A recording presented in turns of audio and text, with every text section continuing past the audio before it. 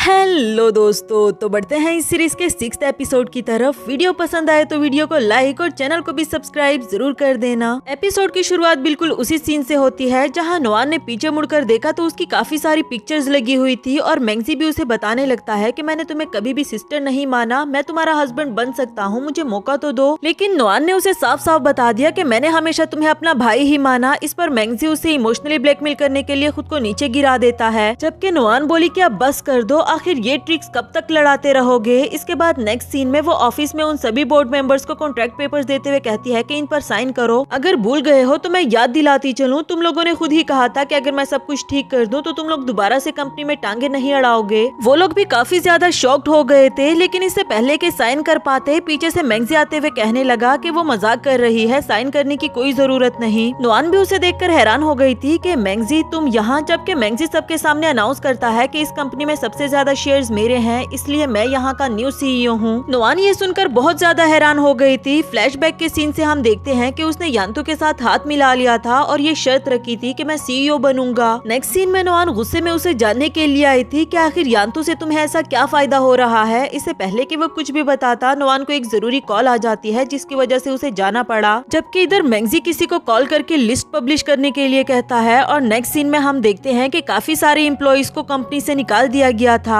जिसमें जोंगशिंग का भी नाम था। रोमियो गुस्से में मैंगजी से कहता है कि तुम्हारी हिम्मत भी कैसे हुई सीईओ के स्पेशल असिस्टेंट को कंपनी से फायर करने की। जोंगशिंग रोमियो को रोककर मैंगजी से कहने लगा कि जब तुम लीगली कुछ नहीं कर सके तो तुमने ये घटिया तरीका अपनाया, खैर इसे अपनी जीत मत समझना, कहकर वो चला गया। रोमियो ने भी अपने बॉस के साथ वो कंपनी छोड़ दी थी, जो बेचारी जूलिया को बिल्कुल भी अच्छा नहीं लगा। दूसरी तरफ जोंगशिंग अपना सामान समेट रहा था, तभी मैंगजी आ जाता है। अपने असिस्टेंट से कहने लगा कि इस पर ध्यान रखना, कुछ एक्स्ट्रा उठाकर ना ले जाए। इस पर नोआन को भी कोई ऑब्जेक्शन नहीं होगा, आखिर ये हमारी कंपनी की बात है। जोंगशिंग बहुत नॉर्मल वे में उसे कहता है कि याद रखना, जो चीज तुम्हारी है नहीं वो ज्यादा देर तक तुम्हारे पास नहीं रह सकती, और वहाँ से चला गया। नेक्स्ट सीन में नोआन गुस्से में कंपनी पहुंच आई थी। जूलिया भी उसे बताने ही लगती है, पर वो बोली कि मैं जानती हूँ, और वो फौरन से मैंगजी के पास आ गई। उसे पूछने लगी कि आखिर ये तुम क्या कर रहे हो। मैंगजी बोला कि तुम जो मर्जी समझो, लेकिन वो लिस्ट मैंने एजुकेशनल क्वालिफिकेशन के अकॉर्डिंग बनाई थी, मैं कुछ गलत नहीं कर रहा। साथ ही वो नोआन को जोंगशिंग के अगेंस्ट कुछ बात बताना चाह रहा था, लेकिन नोआन को दोबारा से एक कॉल आ जाती है, जिसकी वजह से उसे जाना पड़ा और इसकी बात भी नहीं सुन पाती। इसके बाद नोआन अभी गाड़ी में बैठी ही थी कि तभी पीछे बैठा हुआ जोंगशिंग उसे किस करने लगा। इस रोमांटिक सीन से फारिग होने के बाद नोआन उसे पूछती है कि तुम गुस्सा हो क्या। जोंगशिंग ने बताया कि गुस्सा क्यों ना आए, मैंगजी सबको ये बताना चाह रहा है कि मैं एक अनपढ़ अंडरग्राउंड बॉक्सर हूँ। नोआन उसे कहती है कि अच्छा अच्छा ठीक है, एक दफा मैं सब कुछ सेटल कर लूँ तो किसके साथ क्या करना है तुम खुद ही देख लेना।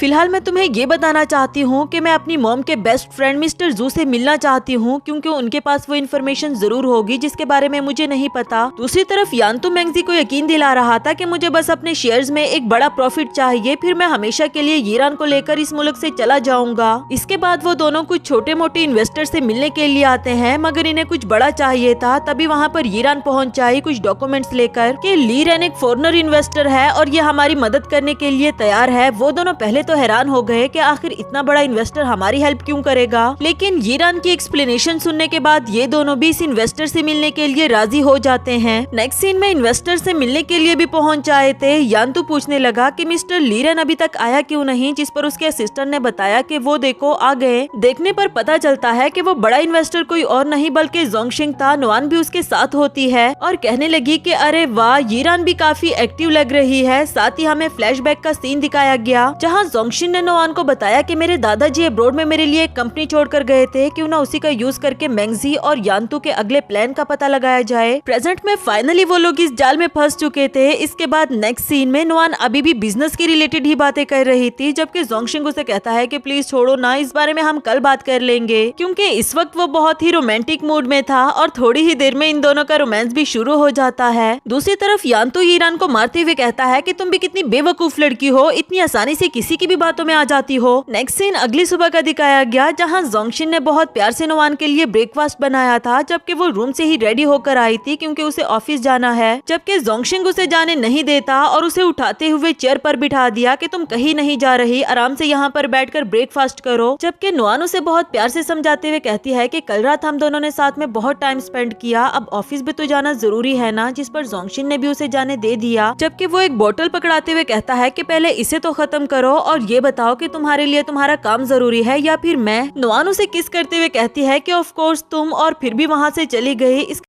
बाद नेक्स्ट सीन में जोंगशिंग रोमियो से कॉल करते हुए पूछ रहा था कि आखिर ये लड़की ऐसी क्यों होती है, वो अचानक से इतनी क्यों बदल गई। मैं उसे अपना प्यार कॉन्फेस करना चाहता था और उसने मेरी बात तक नहीं सुनी। तभी उसने वीडियो में जूलिया को देखा और पूछने लगा कि वो यहाँ पर क्या कर रही है, उसे तो ऑफिस होना चाहिए था ना। रोमियो ने बताया कि असल में उसने ऑफिस से कुछ दिनों के लिए छुट्टी ली हुई है साथ टाइम स्पेंड करने के लिए, जिसके बाद उसने कॉल भी काट दी थी। और इधर जोंगशिंग को तो और भी ज्यादा गुस्सा आने लगा कि नोआन मुझे घर में अकेला छोड़कर चली गई है। तभी रोमियो ने उसे कुछ पॉइंट शेयर किए कि आपकी गर्लफ्रेंड आपसे दूर क्यों रहने लगती है। उधर नोआन का ऑफिस पहुंचते साथ ही मैंगजी से सामना हुआ तो उसे कहने लगी कि बेहतर होगा यान्तु से दूर रहो वरना हम हमेशा के लिए दुश्मन बन जाएंगे। जिस पर मैंगजी बोला कि तुम्हारा सबसे बड़ा दुश्मन तो तुम्हारे साथ ही रहता है। और ये बात पीछे जोंगशिन ने भी आते हुए सुन ली थी। अब जोंगशिन को नोआन के पास देखकर वो मजीद कुछ नहीं कहता और वहाँ से चला गया। लेकिन इसके बाद नेक्स्ट सीन में नोआन ने कुछ डॉक्यूमेंट्स देखे जो उसे काफी शॉक्ड कर देती है। उसने जोंगशिन को भी पानी लाने के बहाने वहाँ से भेज दिया। इसके बाद नेक्स्ट सीन में हमें मीटिंग का सीन दिखाया जाता है जहां जोंगशिन यान्तु को उस सीट से उठने के लिए कह रहा था कि ये सीट अब मेरी है क्योंकि लीरन के इस कंपनी में 51% शेयर्स हैं, इसलिए यहाँ का नया चेयरमैन मैं हूँ। आई होप कि किसी को भी इस बात से ऑब्जेक्शन नहीं होगा। जबकि सभी शेयर होल्डर्स काफी ज्यादा शॉक्ड हो गए थे। दूसरी तरफ नोआन बोली कि मुझे ऑब्जेक्शन है क्योंकि मैं तुमसे डाइवोर्स लेना चाहती हूँ, जिसके बाद ये शेयर्स हम दोनों के हाफ हाफ हो जाएंगे। ये कहकर वो उठते हुए जाने लगी। जोंगशिन के तो पांव तले जैसे जमीन ही निकल गई। उसके पीछे आते हुए पूछने लगा कि नोआन ये तुम क्या कह रही हो। नोआन कहती है कि अगर मुझे मैंगजी ने ना बताया होता तो मुझे कभी भी पता ना चलता। जीरान ने जो प्लान बनाया था तुम भी उसका हिस्सा थे। इवन के तुम्हारा ब्लड टाइप तो हमसे मैच ही नहीं करता। अगर उस वक्त मैं तुम्हारी किडनी लेने के लिए अब्रॉड ना आती तो आज मेरी मॉम भी जिंदा होती। जोंगशिन उसे काम डाउन करते हुए कहता है कि प्लीज मेरी बात तो सुनो, मुझे खुद भी इस प्लान के बारे में नहीं पता था। मगर नोआन उसकी एक भी नहीं सुनती और ये कहकर कि मुझे डाइवोर्स चाहिए वहाँ से चली गई। नेक्स्ट सीन में जोंगशिन को डाइवोर्स पेपर्स पर साइन करना था जो कि वो कर देता है। लेकिन जब जूलिया ने बताया कि मिस नोआन चाहती है कि आप अपने शेयर्स उसे सेल कर दो तो इसने ना कर दिया। उसके जाने के बाद रोमियो जोंगशिन से पूछ रहा था कि जब डाइवोर्स दे दिया तो फिर शेयर्स रख के भी क्या ही करना है। और जोंगशिन ने बताया कि एक शेयर्स ही तो मुझे उसके करीब रख सकता है और किसने कहा कि मैं उसे डाइवोर्स देना चाहता हूँ। ये कागज के टुकड़े मेरे लिए मैटर नहीं करते, लेकिन फिलहाल उसे काम डाउन करने के लिए मुझे ये करना पड़ा।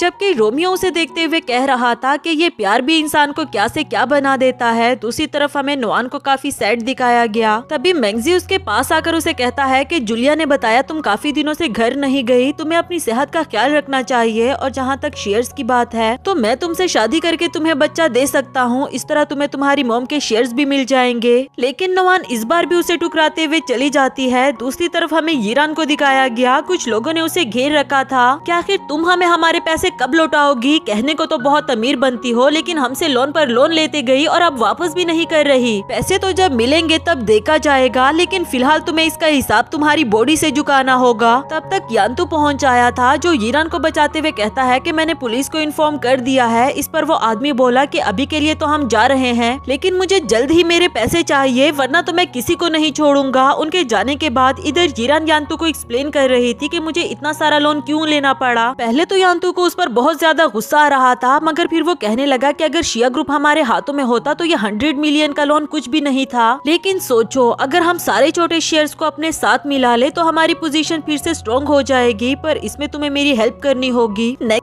में यीरान ने अपनी बॉडी बेचकर सारे छोटे शेयर्स को अपने साथ मिला लिया था। जबकि यान्तु इस बात पर बहुत ज्यादा खुश हो रहा होता है और यीरान को भी अप्रिशिएट कर रहा था। यीरान बोली कि डैड पहले जो कुछ भी हुआ उसके लिए मुझे माफ करना। मैंने अपनी ज्वेलरी बेचकर आपके लिए एक छोटा सा गिफ्ट लिया है। ये स्टोन ये आपकी हेल्थ के लिए बहुत अच्छा है, इसे हमेशा के लिए अपने पास रखना और आपको बहुत बहुत मुबारक हो फ्यूचर का CEO होने पर। नेक्स्ट सीन में नोआन को भी इस बात की खबर हो गई थी कि यान्तु ने छोटे शेयर होल्डर्स को अपने साथ मिला लिया है। इसी दौरान नोआन को किडनी पेन होने लगा। तब तक वहाँ पर रोमियो भी पहुँच आया था और इसे एक्सप्लेन करते हुए कहता है कि आप मेरे बॉस को गलत समझ रहे हो। उसे तो खुद भी प्लान के बारे में अंदाजा नहीं था, उसे बस एक ड्राइवर बनने के लिए कहा गया था। लेकिन जैसे ही उसे पता चला तो उसने अपनी जान को खतरे में डालकर आपको बचाया। जबकि नोआन बोली कि उसके बाद उसने मुझे एक बार भी सच बताने की कोशिश तक नहीं की। अब इसे क्या समझूं मैं, जाओ यहाँ से। अगर शेयर्स के हवाले से बात नहीं है तो दोबारा मेरे पास मत आना। इसके बाद नेक्स्ट सीन में रोमियो जोंगशिन को बता रहा था कि वो तो कोई भी बात सुनने को तैयार तक नहीं। जबकि जोंगशिंग को नोआन की वो बात याद आती है कि तुम्हारी वजह से मैंने अपनी मॉम को खो दिया, उसी इंसान से शादी की जिसे इस स्कैम के बारे में पता था, इवन कि उसी से मुझे प्यार हुआ। Next scene shareholders meeting का दिखाया गया, जहां यान्तु अभी अपने CEO होने के बारे में अनाउंसमेंट कर ही रहा था कि मेरे पास 31% शेयर्स हैं। तभी मेंगजी बोला कि शायद आपके डॉक्यूमेंट्स कुछ पुराने हैं, नए डॉक्यूमेंट्स के अकॉर्डिंग मेरे पास 37%, जबकि आपके पास सिर्फ और सिर्फ 8% है, इसलिए मैं यहाँ का नया CEO हूँ। इसके बाद नेक्स्ट सीन में जोंगशिंग नोआन से बात करना चाह रहा था और उसे कहता है कि मैं तुम्हें अपने शेयर्स देने के लिए तैयार हूँ, मगर वो बोली कि मुझे नहीं चाहिए और खुद को छुड़ाते हुए वहाँ से चली गई। इसके बाद नेक्स्ट सीन में यान्तु अपना सारा गुस्सा यीरान पर उतार रहा था कि तुमने ही वो सारे छोटे शेयर्स मेंगजी को ट्रांसफर किए ना, बेवकूफ लड़की, मैं ये इतनी मेहनत किसके लिए कर रहा हूँ। यीरान बोली कि अच्छा बाप होने का नाटक किसी और के सामने करना, जब मुझे किडनी की जरूरत थी तो क्या तुमने मेरी हेल्प की? मेरी फिजिकल कंडीशन जानने के बावजूद भी तुमने मुझे अपनी बॉडी सेल करने पर मजबूर किया और दावा करते हो एक अच्छे बाप होने का।